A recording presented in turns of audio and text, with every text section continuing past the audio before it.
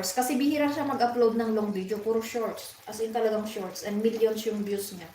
Kasi more than 300k yung bananas niya eh.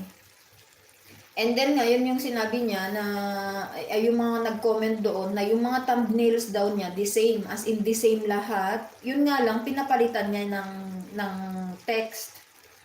Halimbawa yung title ng video niya is about games, and then halimbawa yun. Pero yun nga pinapalitan the same yung mga ano niya kasi yung mga thumbnails niya, and then pinapalitan lang niya ng text.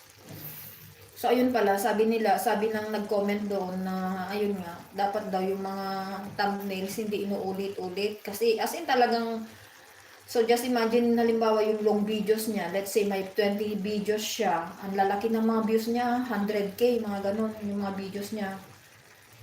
The same lahat, same format, and then yung text lang yung pinapalitan niya doon. So, yun naman na yung isang possible reason ng nag-comment doon na dapat daw yung hindi pa ulit-ulit yung mga thumbnails. Ewan ko kung saan na ako maniniwala. Kaya nga kung minsan hindi na ako nagta-thumbnail.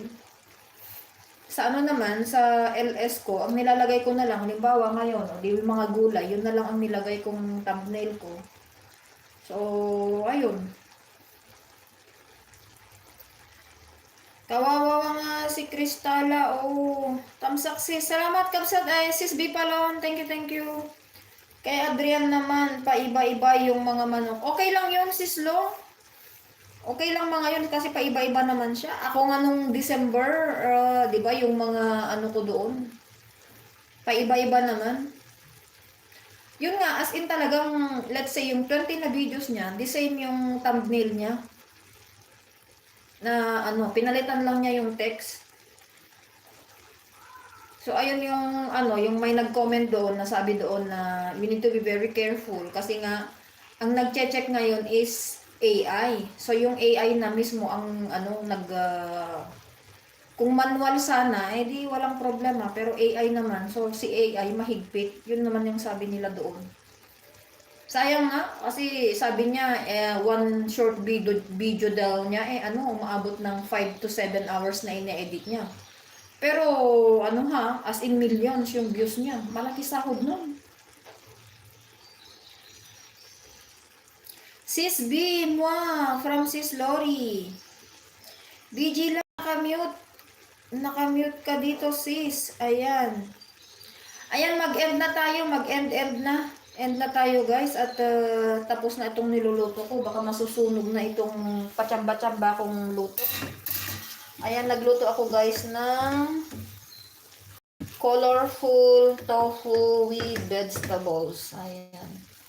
Makukuha ka na lang sa kulay. Okay na to. Ayaw ko na itong very soft yung zucchini niya.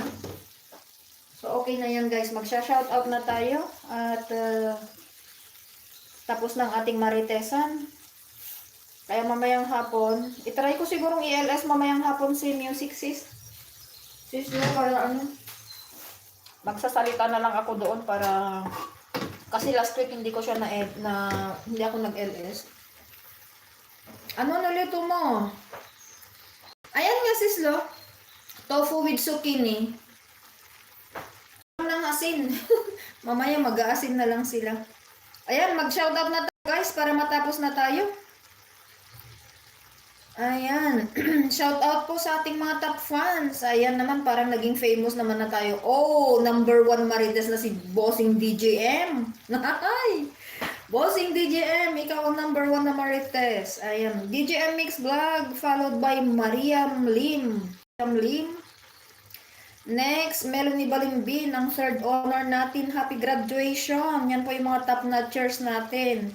DJM Mix Vlog, Mariam Lim, and Melanie Balimbin, first, second, and third. And then followed by Toniva Mix Vlog, Rachel Flores, Kulasa Mix Vlog, Juvie Ramirez, V. Palon, Delia Kakananta, Mark Gabriel, Friendly Music, Faye Gorotang Lakwatchera, Katya Life KH, Music and ASMR, Kidlat, Maring Itit, Kulasa Budulka, Petra Kulasa, Gardungkol, and Adobo, syempre masarap. Ayan, mag-bye-bye na po tayo.